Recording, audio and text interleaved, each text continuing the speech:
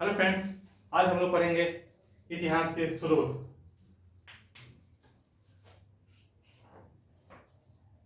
किसी भी चीज की जानकारी के लिए सबसे महत्वपूर्ण होते हैं स्रोत। तो भारतीय इतिहास के जानकारी के लिए इतिहास के स्रोत को इतिहासकारों ने 3 भागों में विभाजित किया है। पहला है साहित्यिक स्रोत, विदेशी यात्री के द्वारा लिखे गए विवरण। तीसरा है पुरातात्विक स्रोत। अब हम लोग क्या करेंगे, साहित्यिक स्रोत को 2 भागों में विभाजित करेंगे। एक धार्मिक साहित्य, दूसरा गैर धार्मिक साहित्य। गैर धार्मिक साहित्य मतलब लौकिक साहित्य, जिसमें धर्म से रिलेटेड कोई वस्तु ना हो, यानी कि राजा से संबंधित यह किताब हो। धार्मिक साहित्य को 2 भाग में बांटेंगे। विभाग में एक वैदिक साहित्य, दूसरा गैर वैदिक साहित्य। यहीं पर हम लोग क्या करेंगे, गैर वैदिक साहित्य को 2 भागों में विभाजित कर देंगे। एक बौद्ध साहित्य, एक जैन साहित्य, जो भारतीय इतिहास के निर्माण में महत्वपूर्ण भूमिका निभाता है। अब लीजिए हम लोग वैदिक साहित्य को भी हम लोग विभिन्न प्रकार के भागों में बांट रहे हैं। पहला हो गया वेद, दूसरा हो गया ब्राह्मण ग्रंथ यानी ब्राह्मण साहित्य, तीसरा हो गया अन्य ग्रंथ, चौथा हो गया उपनिषद, अगला हो गया वेदांत, सूत्र साहित्य, पुराण और महाकाव्य। यहां पर महाकाव्य को भी 2 भाग में बांटेंगे। पहला हो गया रामायण, दूसरा हो गया महाभारत। अब जितने भी हमारे पास यहाँ टॉपिक है, सबको हम लोग विस्तृत से एक एक करके अध्ययन करेंगे, क्योंकि छोटे से रूप में लेना अच्छा नहीं होगा। विदेशी यात्री में बहुत सारे यात्री आते हैं जो भारत के यात्रा पर आते हैं, भारत के संदर्भ में लिखते हैं, तो उसका विवरण बताएंगे, लेखक का नाम प्लस में उसकी पुस्तकें। पुरातात्विक स्रोत कहते हैं किसी भी इतिहास के जानने के लिए जो स्रोत होते हैं उसमें सबसे महत्वपूर्ण स्रोत होते हैं पुरातात्विक स्रोत, क्योंकि साहित्यिक स्रोत में हम समय के साथ फेरबदल कर सकते हैं, किसी धर्म से रिलेटेड जोड़ सकते हैं, किसी राजा की चापलूसी दिखा सकते हैं।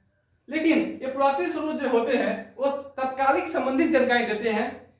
जैसे अभिलेख हो कि किस राजा से संबंधित था, जहां मिला उस राज का सीमा वहां तक हो, सिक्के हो जहां तक मिलेगा, या तो उस राज व्यापार होता हो, विदेश से मिलेगा तो व्यापार होता हो, देश से मिला तो उसका सीमा विस्तृत जानकारी देता है।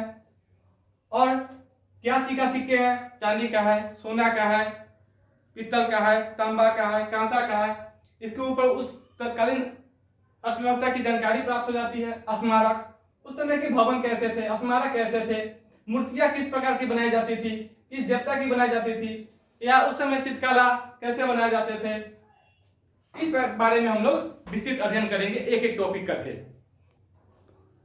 वेद का मतलब होता है ज्ञान, और वेद के बारे में कहा जाता है कि इसकी रचना किसी एक व्यक्ति ने नहीं की थी, बल्कि इसकी रचना कई ऋषियों द्वारा किया गया था। और इसके संकलनकर्ता के तौर पर किस जापान वेद व्यास को जाना जाता है। वेद व्यास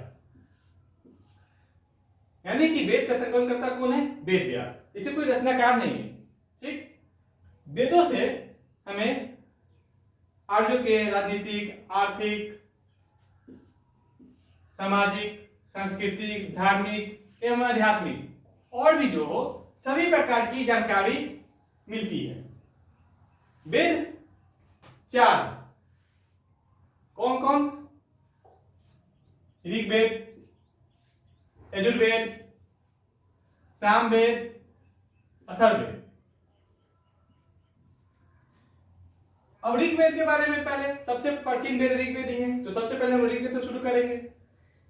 इसका रचना का जो समय काल है वो 1500 बीसी से 1000 बीसी के आसपास, मैंने उसके 20 का है, या इसको हम कह सकते हैं ऋग्वैदिक काल, सीधा सा कहेंगे तो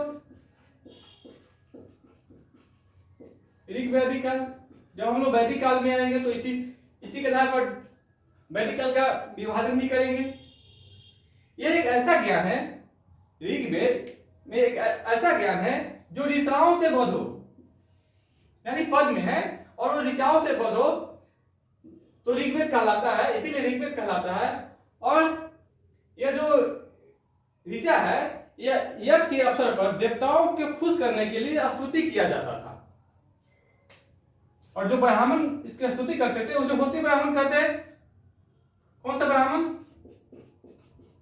होत्री ब्राह्मण। ऐसे फिर आगे हम बताएंगे इसको डिटेल में। यह सबसे प्राचीन वेद है, ऋग्वेद सबसे प्राचीन वेद है। बाकी जितने भी वेद है, बाकी के तीनों, तो तीनों को ऋग्वेद से कुछ न कुछ लिया गया है, यानी कि ऋग्वेद पर ही आधारित है। इसमें 10 मंडल, एग्जाम के पॉइंट ऑफ व्यू से देखिए, इसमें 10 मंडल, 228 सूक्त। अब देखिए 228 सूक्त को भी हम दो भाग में बांट रहे हैं। इसमें से 217 ही क्या है? मौलिक है। शेष जो है 11 बालखिल पाठ से संबंधित है। दोनों मिला के आपको कितना होते हैं? 228 एवं 10,462 ऋचाएं हैं। और टोटल देखा जाए तो इसमें 1,10,000 अक्षरों का समावेश है। कितना? 1,10,000 अक्षर। ये बहुत बड़ी संख्या है और यह पद में रचित है तथा इसमें आर्यों के राजनीतिक, आर्थिक, सामाजिक, धार्मिक etc सभी प्रकार की जानकारी मिलती है। सभी प्रकार की जानकारी पाठ करने वाले ब्राह्मण को होत्री ब्राह्मण कहते हैं। या कहीं कहीं आपको होता ब्राह्मण भी लिखा रहेगा। देखिएगा, ब्राह्मण लोग भी अपने कैटेगरी के हिसाब से बांट लेते हैं कि कौन सा ब्राह्मण कौन से वेद का पाठ करेगा।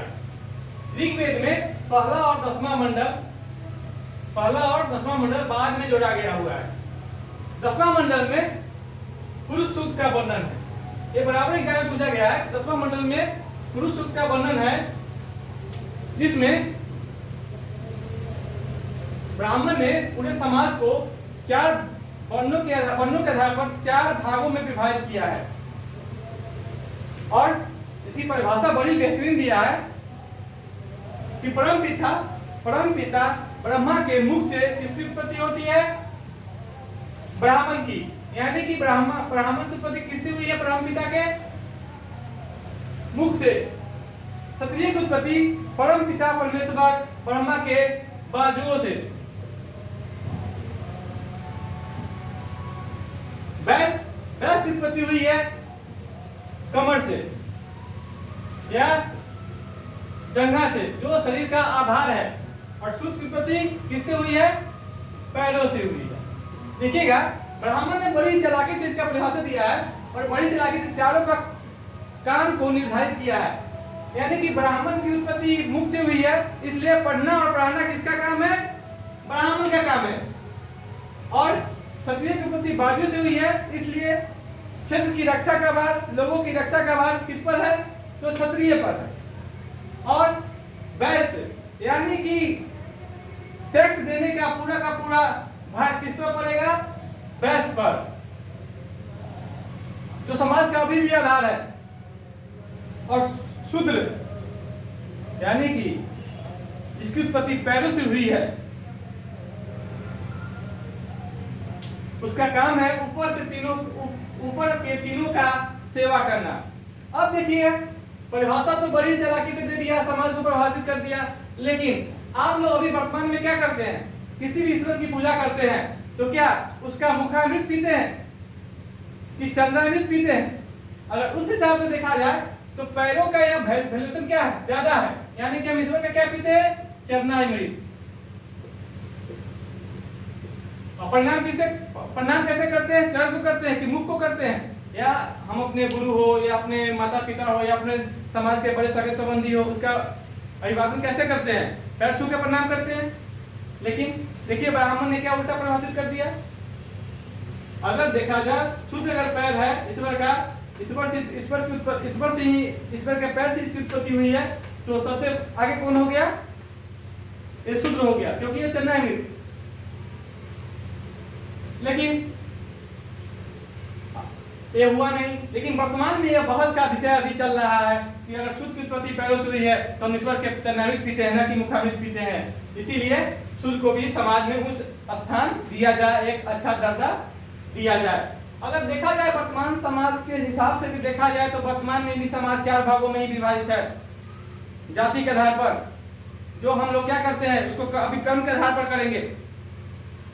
जैसे जो भी व्यक्ति पढ़ते हैं या पढ़ाते हैं वो ब्राह्मण हुए, या जाति नहीं कर्ण, जो पढ़ते हैं या पढ़ाते हैं वो ब्राह्मण हुए, जो समाज का रक्षा का भार या देश की रक्षा का भार संभालते हैं वो क्षत्रिय हुए, जो देश की अर्थव्यवस्था की रीढ़ को संभालते हैं वो वैश्य हुए, और जो नौकरी करते हैं, नौकरी यानी कि सेवा करते हैं, उसको हम लोग क्या करते हैं, शूद्र कहते हैं। यानी कि अब हम लोग किस कैटेगरी में आते हैं, जो भी लोग कंपटीशन की तैयारी करते हैं या नौकरी की तैयारी करते हैं वो किस में आगे, सेवा।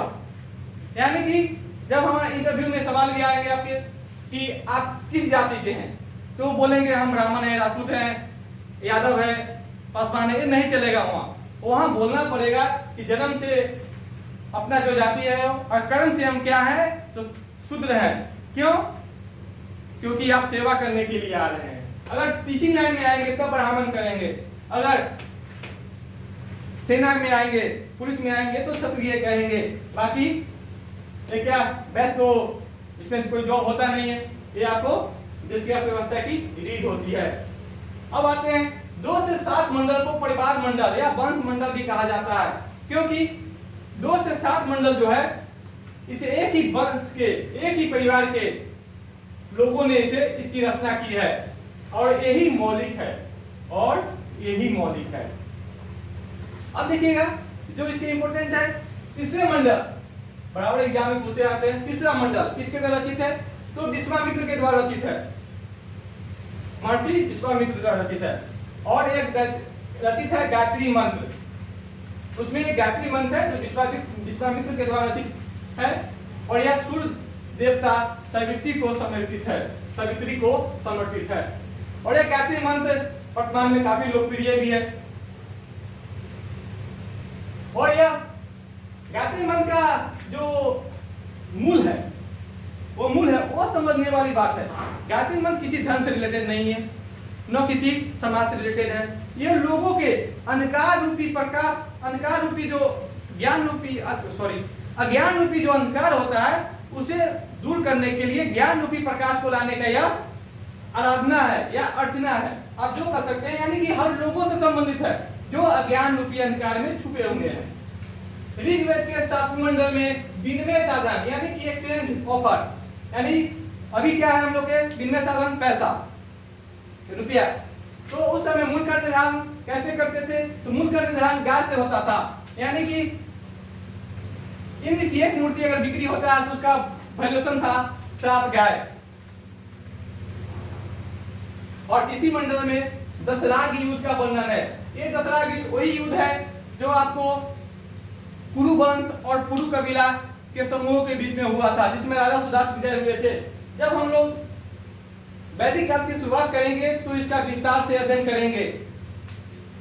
ऋग्वेद के 9वें मंडल में देवता सोम का उल्लेख है। सोम का मतलब यह होता है सोमरस,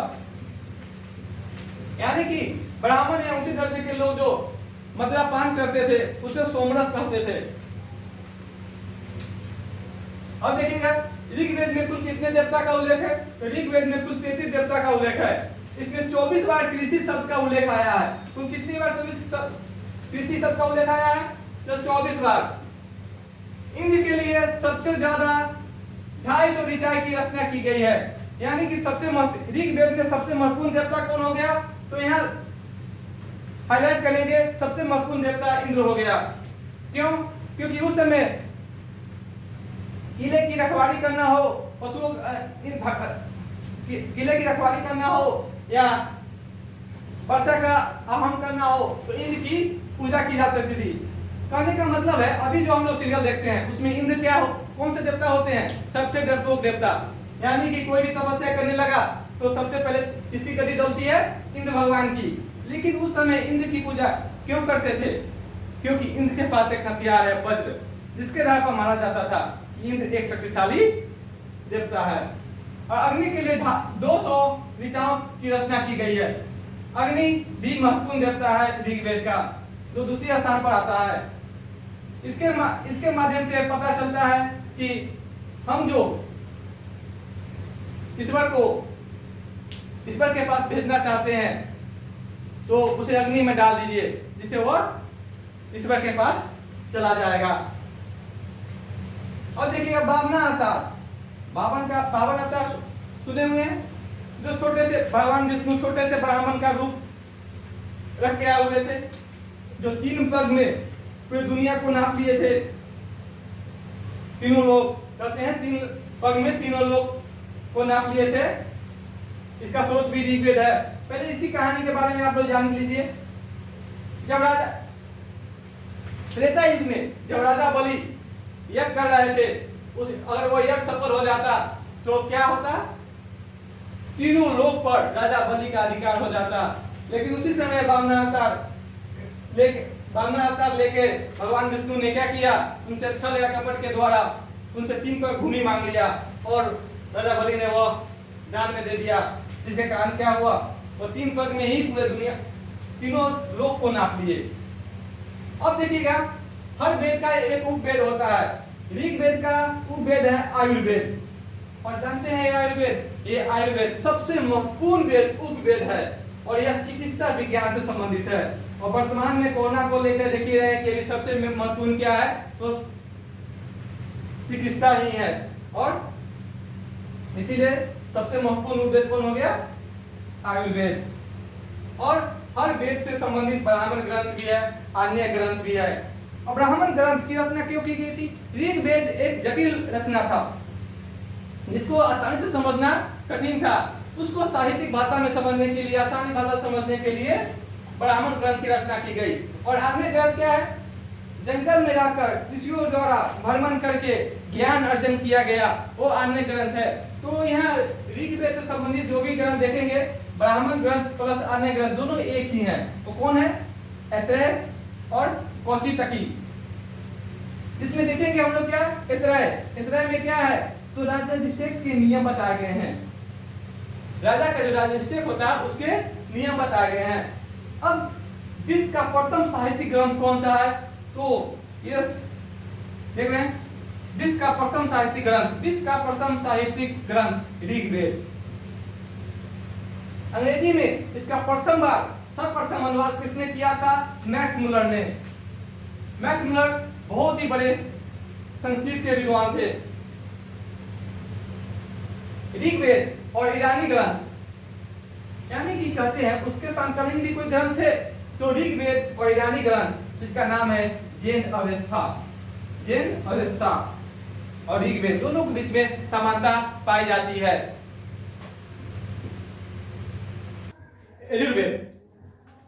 यजुर का मतलब होता है यज्ञ। यजुर का मतलब यज्ञ होता है। तो यज्ञ में क्या किया जाता है तो पता ही है। यज्ञ में नियमों का एवं विधि विधानों का क्या है, संकलन। और बलि इसका भी संकलन है। यानी कि यज्ञ में क्या क्या किया जाता है, नियम, उसमें मंत्रोच्चारण, कर्मकांडीय, यानी कि यह पूरा का पूरा क्या है, कर्मकांडीय ग्रंथ है। कर्मकांड से संबंधित है, जिसको लेके आजकल भी हमारे जो ब्राह्मण होते हैं, हम लोग क्या करते हैं, डराते हैं। और यह सबसे महत्वपूर्ण क्या है, यह गद और पद दोनों में रचित है। यह प्रथम वेद है तो गद और पद दोनों में रचित है। और इसका उपवेद है धनुर्वेद, जो युद्ध कला से संबंधित है। इसमें युद्ध कला का ज्ञान दिया गया है। इसके पाठ करने वाले ब्राह्मण को अदर्भ्यू ब्राह्मण कहते हैं।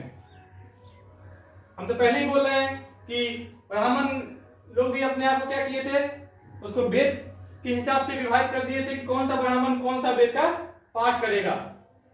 यजुर्वेद के ब्राह्मण ग्रंथ, 2 ब्राह्मण ग्रंथ हैं, एक शतपथ ब्राह्मण ग्रंथ, एक तैत्तिरीय ब्राह्मण ग्रंथ। तो सबसे प्राचीन ब्राह्मण ग्रंथ में किसका नाम आता है, शतपथ ब्राह्मण का। यहाँ पर ध्यान देने वाली बात है कि सबसे प्राचीन ब्राह्मण ग्रंथ कौन है, शतपथ ब्राह्मण। और इससे जानकारी क्या है, प्राचीन इतिहास के साधन के रूप में वैदिक साहित्य में, यानी कि वैदिक साहित्य में प्राचीन इतिहास के साधन के रूप में ऋग्वेद के बाद शतपथ ब्राह्मण का स्थान आता है। देखिए ऋग्वेद के बाद और भी वेद है, लेकिन ऋग्वेद के बाद हम शतपथ ब्राह्मण का ही स्थान दे रहे हैं, क्योंकि इसमें जानकारी बहुत ही इंपॉर्टेंट है। यजुर्वेद से उत्तर वैदिक काल की जानकारी मिलती है, क्योंकि हम पहले ही आपको बता चुके हैं कि की रचना किस काल में की गई है? सिर्फ एक वैदिक काल में। बाकी जितने भी वेद है सारे के सारे उत्तर वैदिक काल में इसकी रचना की गई है। यजुर्वेद के आग्नेय ग्रंथ बृहदारण्यक, तैत्तिरीय और मैत्रेयी। यजुर्वेद के दो मुख्य भाग हैं, यानी यजुर्वेद को भी दो मुख्य भागों में विभाजित कर दिया गया है, कृष्ण यजुर्वेद और शुक्ल यजुर्वेद। शुक्ल यजुर्वेद को वात्स्ययनी संहिता भी कहते हैं। अब हम लोग आगे चलेंगे